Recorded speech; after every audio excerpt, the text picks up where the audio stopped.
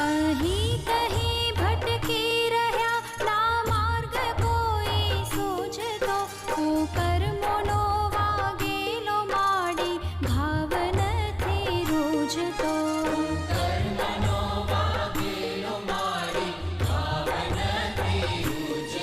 ભૂલો હશે લાખો અમારી માફ તમે કરજો મને પાપના પંથે જતામાં પાછો